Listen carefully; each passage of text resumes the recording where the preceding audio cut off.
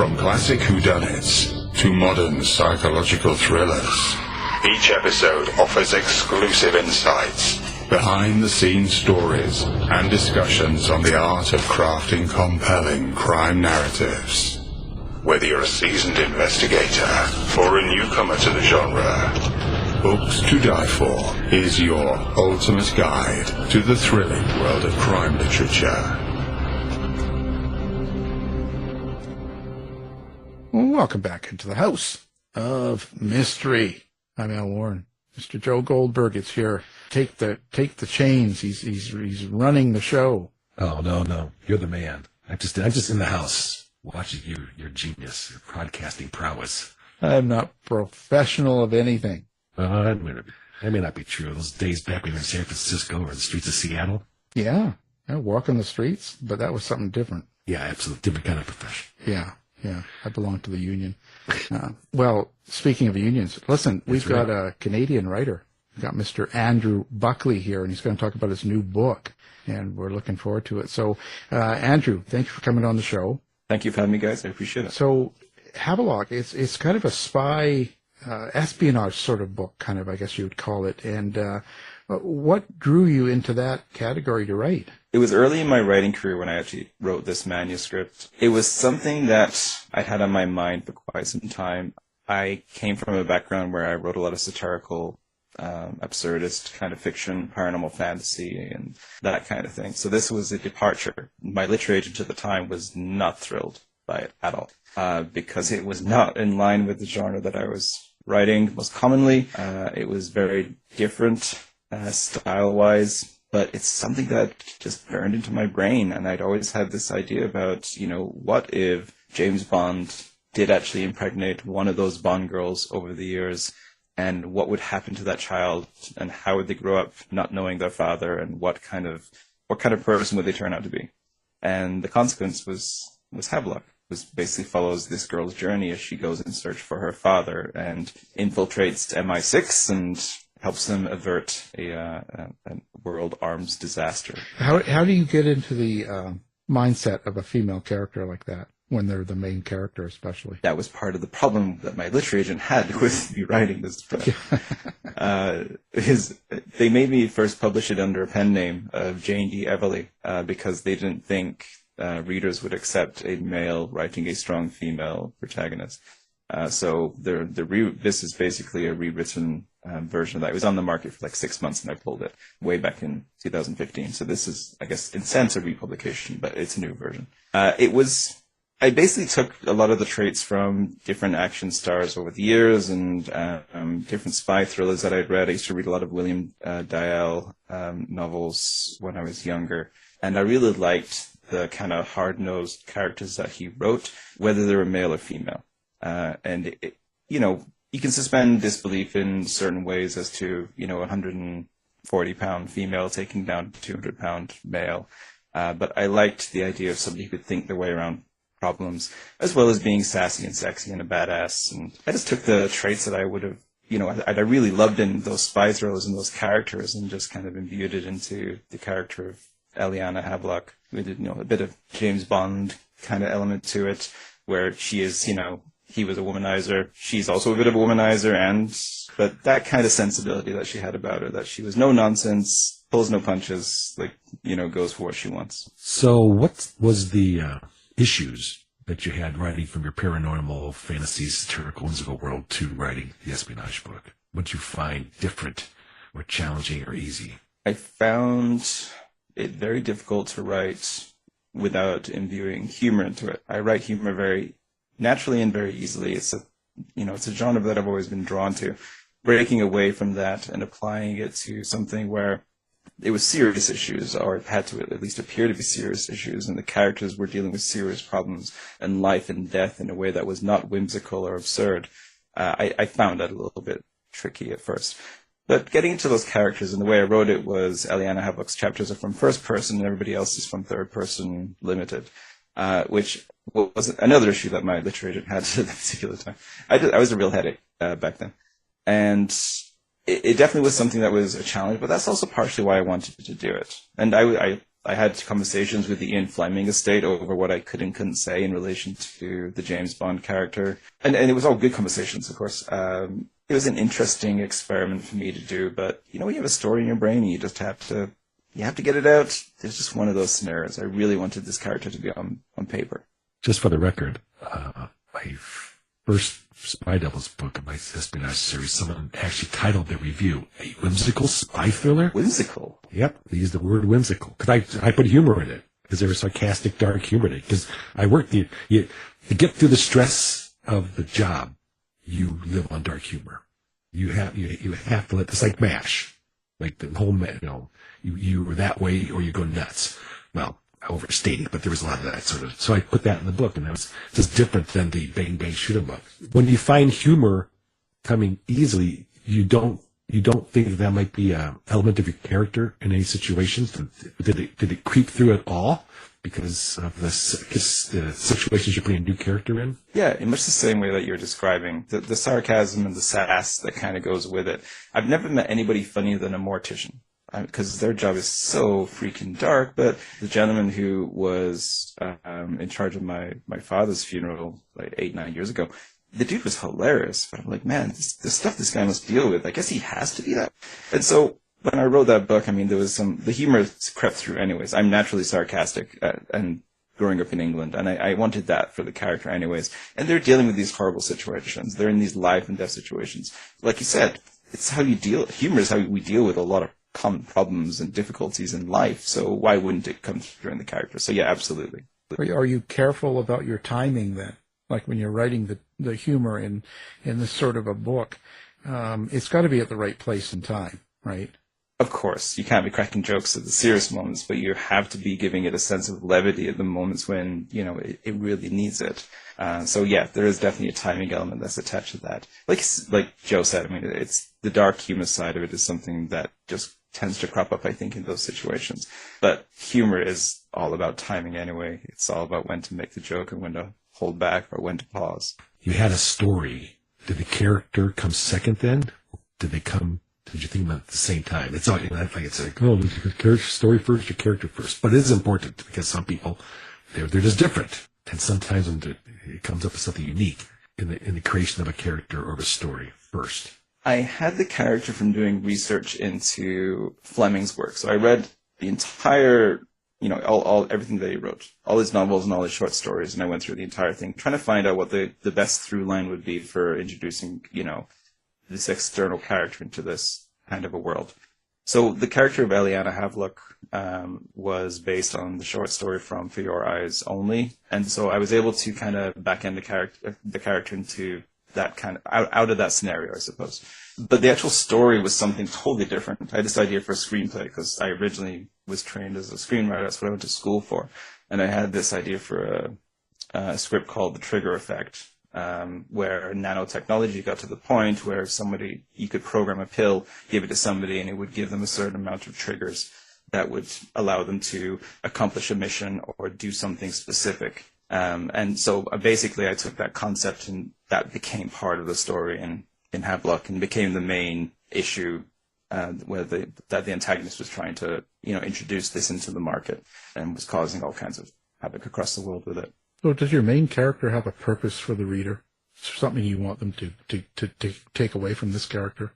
Yeah, the ingenuity and the creativity of her character, I think, is wonderful. Her ability to think her way around situations and get out of problems in a creative way, not in a, I'm going to shoot my way out of this kind of thing way. That almost never occurs in this book. She always has a bit of a plan. She's always thinking 3 steps ahead and looking at the angles and checking the exits and, trying to be as methodical in a creative way as possible. Sounds like Joe. He looks like the cover too, right? He looks just. You put Joe in a dress. Yeah, you put Joe in a dress. It's basically. Who's watching? Yeah, it's the same thing. Hey, I got the legs for it. Yeah, you sue for that cover work. That's your picture. That's for sure. It's my tight waist. Yeah. Are you the type of writer then? Are you herring your character? Do you hear Havelock in your head? Do you see her? Do you feel her? Or is it a distant relationship? I think in that particular case, there's a distant relationship with all the other characters, but Eliana, I felt like I had a really good grasp on who I wanted her to be. I didn't want her just to be a female James Bond, because it's a little bit trite and it's been done. But I did want her to stand out in a way that was unique. Because, I mean, there's always been a lot of strong female protagonists in different kinds of genres, including spy thrillers, like Red Sparrow and those kinds of books. But I really liked Eliana to be somebody who was perfectly in control until she wasn't. And even when she wasn't, like, all of her motivation was to try and get back into control. So I think I always had this feeling about that character that I could write her very, very confidently, especially from first person, which was a stretch at first. But it was something that after a couple of chapters, it came very easily. What do you think of when I say the word storyteller? Ooh, that's a loaded, broad-ass question, Joe. I know, because I'm a loaded, broad-ass guy, especially the broad-ass part. And he's loaded, too. Yeah. No, but your career has been storytelling. You know, you tell this, you're a screenwriter, you write the other short stories and paranormal and surreal. I read up on it. I haven't read Havelock, it's brand new. But I have a sense from you of being a storyteller. So I'm wondering what it is about that. Do you see yourself as one? What does it mean to be a storyteller? The whole concept of being a storyteller, I think it's been something that has broken down barriers throughout time. Way back to when people were scratching, symbols on cave walls. They were communicating in a way that was something different. And storytelling, for better or for worse, has been, it's been told, stories have been told in a similar way for hundreds of years. But it's something that kind of unifies us and breaks down a lot of barriers in communication, in interpersonal relationships. I've always loved reading stories. I've loved telling stories in different formats. I like the opportunity that I have these days to write novels, to write comic books, to write screenplays, to go to writing conferences and speak to audiences about the art of storytelling and what it means to be a storyteller and the importance of it to humanity, to life, to creativity. It really is something that is very near and dear to my heart. So it's a great question, but I could talk about it for hours and hours. I think what it means to be a storyteller in today's day and age is that we all have this crazy opportunity to tell our stories, way more avenues than we ever had before. I mean, even 20, 25 years ago, we did not have the same channels, the same platforms that exist today. So if you have a story to tell, I believe people should tell their story in whatever way is the most comfortable to them. When you write your stories, are you a visual writer? Yeah, because I came from a screenwriting background. My first novel, Death, the Devil, and the Goldfish, I got comments all the time about everything feels like a scene in a movie. I learned screenwriting craft first, and then I transitioned to novel writing, and so a lot of the visual elements of screenwriting and story structure transitioned into my novel writing, which was helpful for Havelok, because I did want it to play out in a scenic kind of formation. But that's continued to today. I'm co-writing a series right now of Shakespearean retellings that have been modernized with awesome co-author Finian Burnett. And even then, the way that we're breaking down chapters and the way we're bleeding chapters together is very, very scene-worthy as far as being very movie-centric, I suppose. I think it's a great way to tell the story. I think movies are fantastic when they're done well.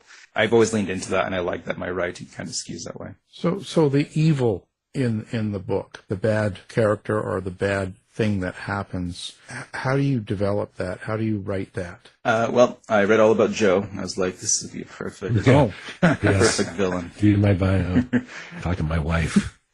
Kids, grandkids. Anybody who's ever met you. That lives. Cicadas.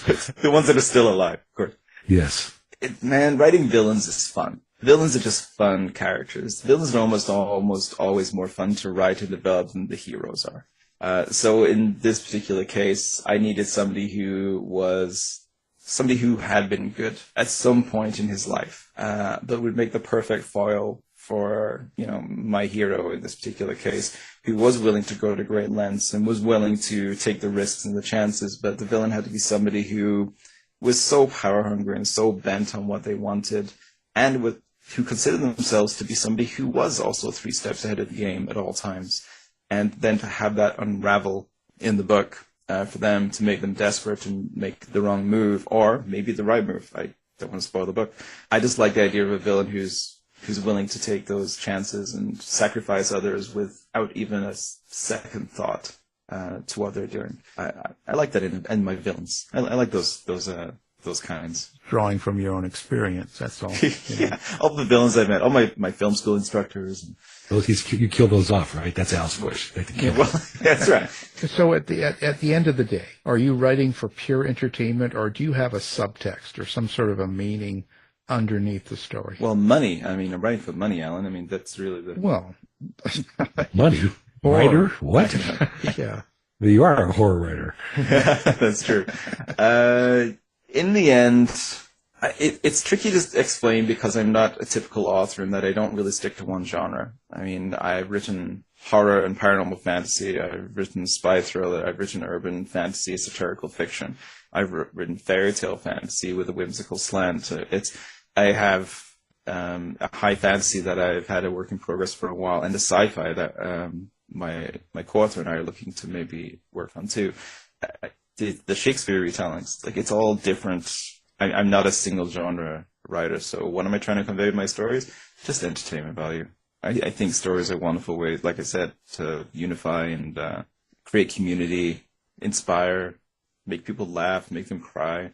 I just want those reactions, so I guess I'm writing for reactions all the time. For good or bad, I don't care. If people love it or hate it, you can't please everybody anyways. Eliana, are you going to continue with this character then? Are you going to use her again? Are you going to go further? Or is it just a one and done? Ideally, it's a quadrilogy. I had 4 books sketched out for this series. I would like to certainly write the second one and see how it all goes. My current schedule, that probably isn't going to happen until into next year, but yeah, I would like to continue this story. I like that character, and it does end with a certain amount of open-endedness in the first novel, so yeah, I would like to continue this. You haven't planned out? Up to 4. We just already booked the book. Yeah, no, so you know how it ends. Yeah, I've got a pretty good idea where it all ends up. But again, I'm also tap dancing around an existing mythology of James Bond, but not being able to say, write the name James Bond either. So you can't write it. Yeah, famous British. Oh, you can't even use 07, right? I couldn't use. It was a great conversation. They were so sweet at the Inflaming Estate when I had this conversation with them, and they loved the idea. And they said, "Okay, well, you can't say James Bond. You can't say 007. You can't use the call signs for M and Q, but you can use License to Kill, MI6's fair open game. You can use anything that was public domain." As far as the short stories were concerned. So there was bits and pieces I could drop. So there's a ton of Easter eggs in the book anyways, and it's fairly obvious if you read it kind of who is being alluded to in certain cases, but it stands on its own. Even if you didn't know James Bond mythology, it would still play out just as it plays out with no issues. So since you write across different genre, which is actually kind of rare, usually I write espionage like I am, and I'm breaking out into suspense, or I'm trying a police procedural, and I want to do something else just for the fun of it. But you're like all up against the wall. You're splattered against the wall. That's the way to put it. How do you view the end reader audience then? How do you know who they are, what they're going to like, or maybe people who follow you as a writer, if there's that one person, how they react to what you're writing? Do you think about them? I do, because I come from a marketing background, and thinking about target audiences, something that is always at the forefront of my brain. It's been kind of interesting to see how different readers have accepted the different types and styles of my work. People who loved Death, the Devil, and the Goldfish, my first novel, didn't necessarily like my second novel, which was a reimagining of fairy tales. But they did love the Werewolf series that I wrote. It's really... I guess you can't dictate what people are going to like and what they're not going to like. So I think about it to the point of I'm trying to write something that's going to be entertaining to the audience. And I think if people like my writing style is still my writing style. And there's going to be elements of that in anything that I write, no matter what the genre is. So I like to keep that consistent, and I kind of hope that people will, enjoy that consistency. But in the end, I have all these different ideas, and I like playing in these different sandboxes. So I'm hoping readers will follow me into, whatever sandbox I play in, but there's never a guarantee on that. But if you spend all your time worrying about what the reader is going to think, then you're never going to write anything, especially in today's day and age where, everything is a booby trap and court of popular opinion is always out to get you. So are there things that you keep out? Thinking about the court of public opinion, do you I always answer this question. I don't say censor or cancel, but there are things, the sensitivities of the time that you just keep out? No, I don't think so. I think I put everything in there. I mean, if it's put through the frame of storytelling and fiction, there's not much you shouldn't be allowed to do, I don't think. People have to accept that it's fiction. I mean, they're in Havelok, the villain does horrible things. I would never do those horrible things. But through the framework of that story, then, yeah, I mean, I came up with it. I guess it was in my brain. It doesn't mean I would ever go out and do those things. So, no, I like to put it on the page and let the reader decide what they will and won't accept. Even now, I'm interviewing narrators for the audiobook, and one of them was questioning some of the sexuality in it. Like how steamy are the sex scenes, based on their comfortability of how they would like to read it or not read it, I suppose. Well, you get Joe to do that. He's writing an erotica book right now. So I'm a good moaner. I thought that was more like a memoir that he's doing. Yeah, well, that is, but he's using a different name. It's called short story. I'll leave it at that. Then in the 4 books that you're going to have Havelock in, is it more following her, all that? Are you kind of growing your character? Is that the point of the 4 books? Yeah. MI6 is no more at the end of book 1, which I don't think is a horrible spoiler to share, because it's in disarray at the beginning of the book. So the way that world transitions and the world that I'm trying to create in that book series, I think it's something that it is all centered around Eliana's journey and the reason that she infiltrated MI6 in the first place, but then them kind of adopting her in under this new framework is obviously a big part of that story, and how she would deal with bureaucracy in a different way than somebody who was actually employed in that system. I think is going to be a big part of it. But I also want to keep, the mystery thread going. I want the main plot points to be revealed over those 4 books, heading towards, what the finale is kind of going to be and where her character ends up being at the end of that particular journey. But I think it will end with 4 books.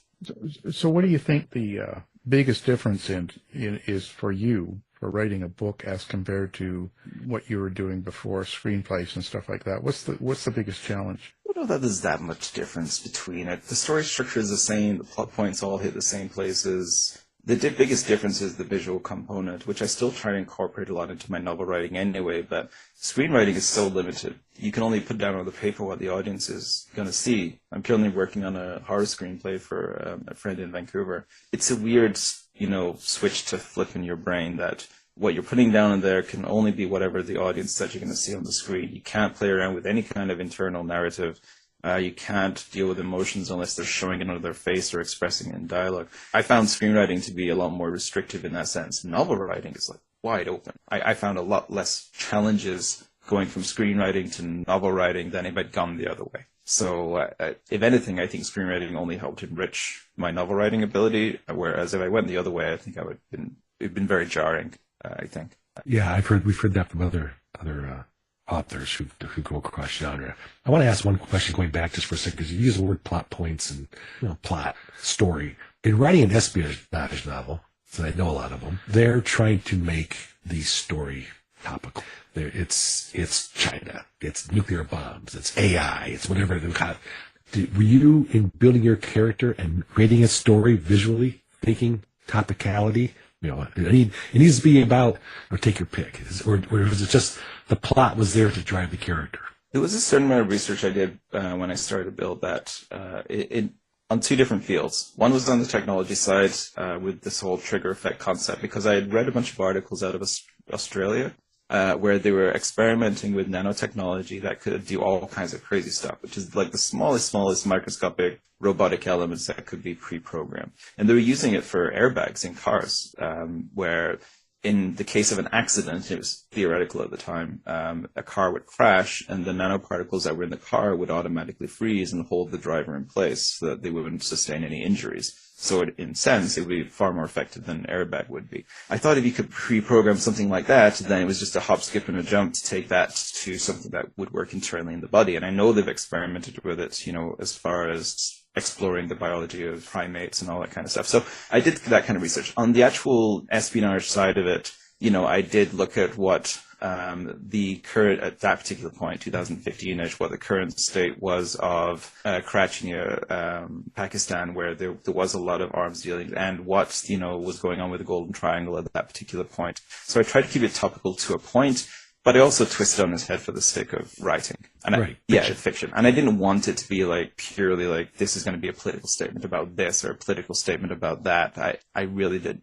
It's not my nature, not really my interest either.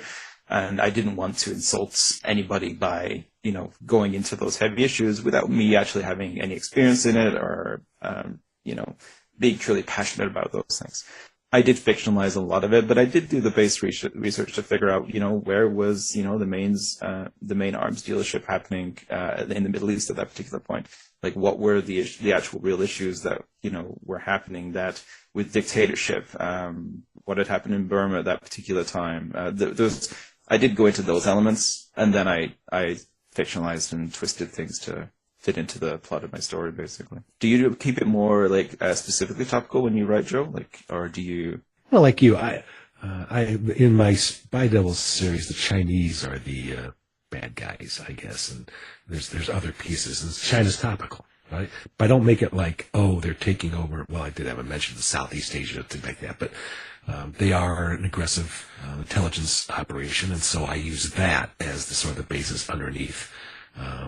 Corporate espionage and things like that. So but it's not the point. The point for me, I got to drive characters. The plot is there to help me drive the character, right?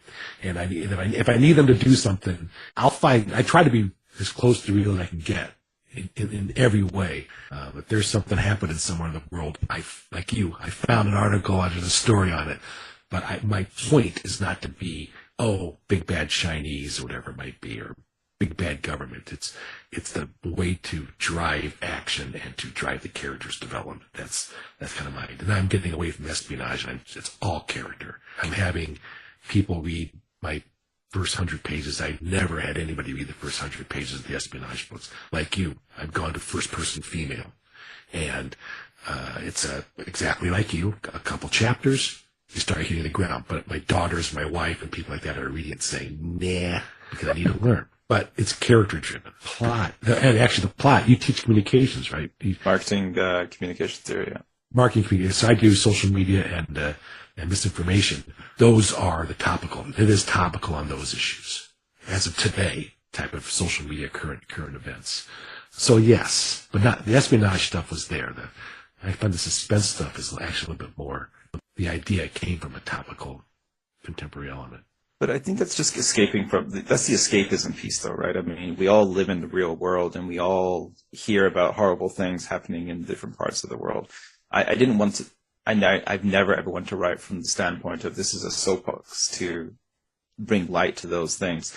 I write for entertainment value and not for that realism. And the same reason I read for an escape. I don't read much of the news because for one thing, it's miserable and depressing. But for another, if I'm going to read, I want to read for entertainment. I want that escapism. I don't want to, read something that's based on, I don't read a lot of true crime or true life stories. I like the fictionalized stuff. That's what drives me. Sorry, Al. There goes my book. Al writes true crime. Sorry, I know. I'm sorry I read that about you. I apologize. Al, you're irrelevant. Yeah.